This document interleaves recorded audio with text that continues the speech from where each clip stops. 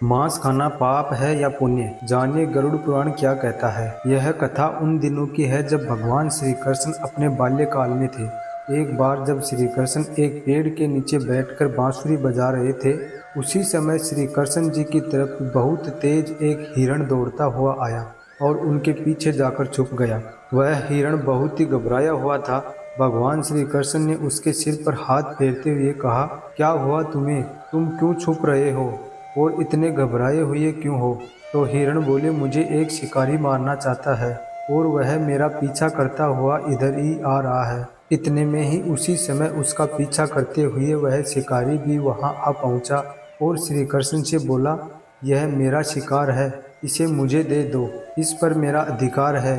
तब श्री कृष्ण बोले, हर जीवित जीव पर उसका खुद का अधिकार होता है, न कि किसी दूसरे का। तब वह शिकारी क्रोधित हो गया और क्रोध से बोला, यह मेरा शिकार है, तुमको इससे क्या लेना देना है? यह मुझे दे दो, मैं इसे पकाकर खाऊंगा। तब भगवान श्री कृष्ण बोले, किसी भी जीव को मारकर खाना पाप की श्रेणी में आता है। क्या तुम पाप के भागी बनना चाहते हो? मांसाहार पुण्य है या पाप, क्या तुम इस धर्म को नहीं जानते? तब वह शिकारी बोला, मैं तुम्हारे जितना विद्वान तो नहीं हूँ कि यह जान सकूं कि मांसाहार पुण्य है या पाप, पर मैं यह अवश्य जानता हूँ कि जीव को मारकर खाने में कोई हर्ज नहीं है। मांसाहार से तो मैं एक जीव को उसके जीव बंधन से मुक्त कर रहा हूँ, फिर क्यों मांसाहार करने से मना किया जाता है? वैसे भी मैं इसको मारकर नीच योनि से मुक्ति दिलाकर पुण्य ही कमा रहा हूँ, फिर इस पर पाबंदी क्यों? इसे तो प्रोत्साहित करना चाहिए। जहाँ तक मैंने सुना है, जीव हत्या करने में तो शास्त्रों और कथाओं में भी बताया गया है कि पहले के समय में राजा महाराजा शिकार किया करते थे। ऐसे तमाम तर्क देते हुए शिकारी ने श्री कृष्ण से पूछा कि फिर क्यों ये मांसाहार गलत है और पाप की श्रेणी में आता है? मुझे जितना ज्ञान था मैंने आपको बता दिया, अब आप ही बताइए, मांसाहार पुण्य है या पाप? भगवान श्री कृष्ण समझ गए कि इसकी बुद्धि मांस खाने के कारण तामसिक प्रवृत्ति की हो गई है और इसने सोचने और समझने की बुद्धि भी खो दी है। फिर भगवान श्री कृष्ण बोले, तुमने जो मेरे सामने प्रश्न रखा है यह अंतहीन विषय है, इसलिए इस पर पहले मैं कोई राय नहीं दूंगा। मैं तुम्हें एक छोटी सी कथा सुनाता हूँ, पहले तुम मेरी इस छोटी सी कथा को सुनो और कथा सुनने के बाद तुम ही उत्तर देना कि मांस खाना पुण्य है या पाप, और तुम्हें मांस खाना है या नहीं। वह शिकारी सोचने लगा कि इसकी कथा सुनने में मेरा तो कोई घाटा नहीं होगा, इसकी कथा को मैं सुन ही लेता हूँ, मेरा मनोरंजन भी हो जाएगा और बाद में मुझे इस हिरण का मांस भी खाने के लिए मिल जाएगा। तो भगवान श्री कृष्ण ने अपनी कथा आरंभ की। श्री कृष्ण बोले, एक बार मगध में अकाल पड़ गया था, इस कारण अन्न का उत्पादन कम हो रहा था और खाद्य संकट खड़ा हो गया। तो राजा को चिंता हुई कि यदि इस समस्या का शीघ्र कोई समाधान नहीं किया गया तो राजकोष में भरा हुआ सारा अन्न खत्म हो जाएगा और खाद्य संकट और अधिक हो जाएगा। तब राजा ने अपने मंत्रियों की राजसभा बुलाई और उसमें पूछा, देश की खाद्य समस्या से छुटकारा पाने के लिए सबसे सस्ती वस्तु क्या है? मंत्रीगण सोच में पड़ गए और कहने लगे, चावल, गेहूं, आलू इत्यादि पदार्थों को उगाने के लिए बहुत श्रम करना पड़ता है, वह तभी प्राप्त होते हैं जब प्रकृति का प्रकोप न हो, और हमारे राज्य में तो पहले ही अकाल पड़ा हुआ है, तो ऐसे में कुछ सस्ता हो ही नहीं सकता। तभी शिकार का शौक रखने वाले एक मंत्री ने सोचा कि यही उत्तम अवसर है, क्यों न अधिक शिकार के लिए राजा की अनुमति ले ली जाए। उसने सभा में कहा कि सबसे सस्ता खाद्य पदार्थ है मांस, इसके लिए धन का खर्च भी नहीं है और पौष्टिक खाना भी मिलता है। सभी सामंतों ने इस बात का समर्थन कर दिया, लेकिन मगध के प्रधानमंत्री अभी भी चुप थे। राजा ने पूछा, प्रधानमंत्री आप चुप क्यों हैं? आपने अभी तक कोई जवाब नहीं दिया, आपका क्या मत है? प्रधानमंत्री ने कहा, मैं यह नहीं मानता कि यह कथन सही है कि मांस सबसे सस्ता पदार्थ है, फिर भी इस विषय पर मैं अपने विचार आपके सामने कल रखूंगा।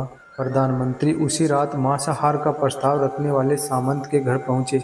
सामंत ने देर रात प्रधानमंत्री को अपने घर आया देखा तो वह घबरा गया, किसी अनिष्ट की आशंका से वह कांपने लग गया। प्रधानमंत्री ने कहा, संध्या को महाराज बीमार हो गए हैं, उनकी हालत बहुत ही खराब है। राजवैद्य ने कहा है कि किसी शक्तिशाली देह का 2 तोला मांस मिल जाए तो राजा के प्राण बचाए जा सकते हैं। आप महाराज के सबसे विश्वास पात्र हैं, इसलिए आपसे योग्य कौन होगा? इसके लिए आप जो भी मूल्य लेना चाहे ले सकते हैं। आप कहे तो इस काम के लिए मैं आपको 1 लाख स्वर्ण मुद्राएं भी दे सकता हूँ। एक बड़ी जागीर भी आप मांग सकते हैं, बस आप अपनी इच्छा कहें, मैं कटार से आपके हृदय को चीर कर बस 2 तोला मांस निकाल लूँगा। यह सुनकर सामंत के चेहरे का रंग फीका पड़ गया। वह सोचने लगा, जब वे जीवन ही नहीं रहेगा तो 1 लाख स्वर्ण मुद्राओं का मैं क्या करूँगा, और बड़ी जागीर भी किस काम आएगी। वह झटपट अंदर भागा और अपनी तिजोरी से 1 लाख स्वर्ण मुद्राएं लेकर आया।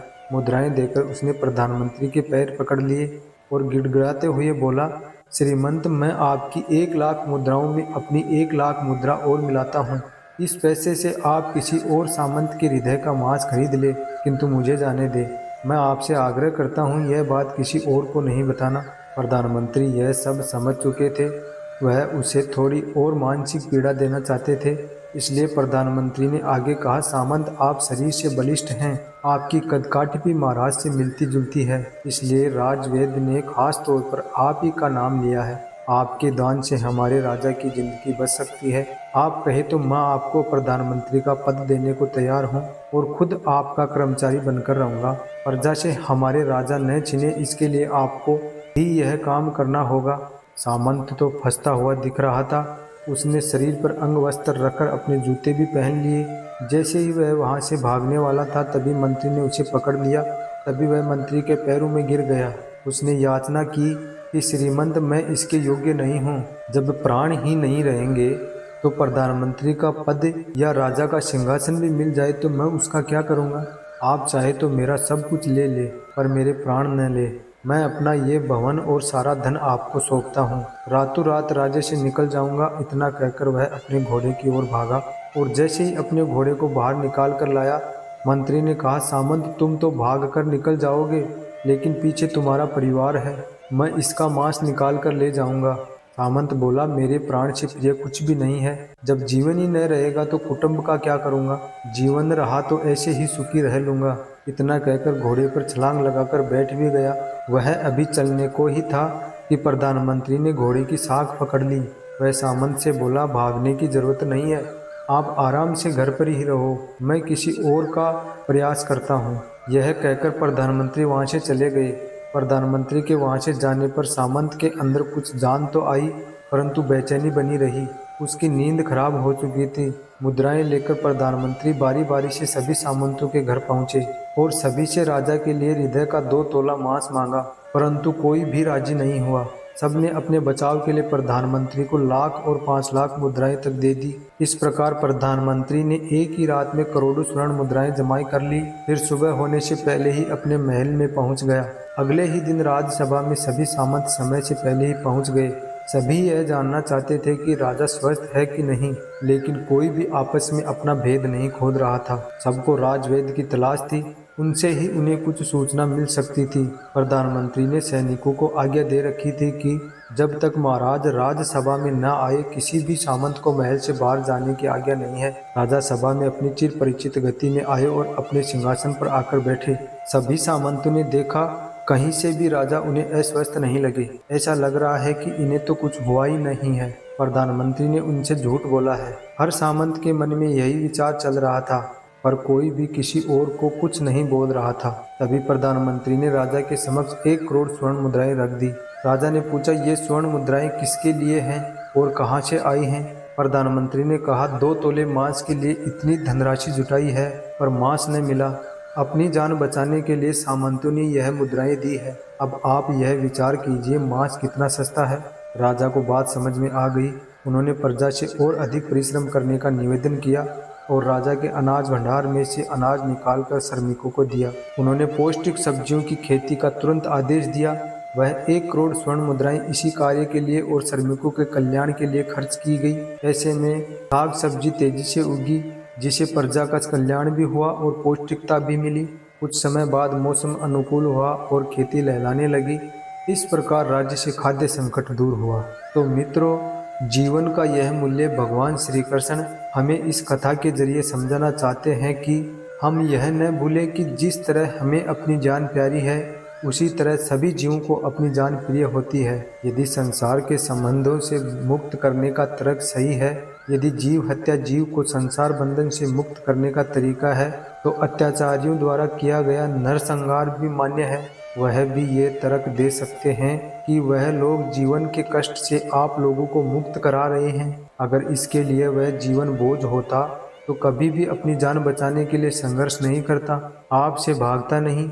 जो आपके सामने असहाय हो जाता है उसे प्राण गंवाने पड़ते हैं। जिन जीवों को मारकर आप खा रहे हैं उन्हें तो प्राण बचाने का अवसर भी नहीं मिलता। बर्बरता सिर्फ वही नहीं जहाँ सिर्फ मानव का रक्त बहता है, बर्बरता उसे भी कही जाती है जहाँ स्वार्थ के लिए किसी जीव की हत्या कर दी जाए। हम अंत समय में जिंदगी भर के पापों के लिए जिंदगी भर सुकर्म करने की कोशिश करते हैं, परंतु हम यह भूल जाते हैं कि जब वह जीव हमारे लिए काटा गया और हमारे लिए तड़पा है, उसका श्राप हमें इस जीवन में ही नहीं बल्कि अगले जीवन तक नहीं छोड़ता है। श्री कृष्ण जी से यह ज्ञान पाकर शिकारी समझ गया और उसे ज्ञान की प्राप्ति हो गई।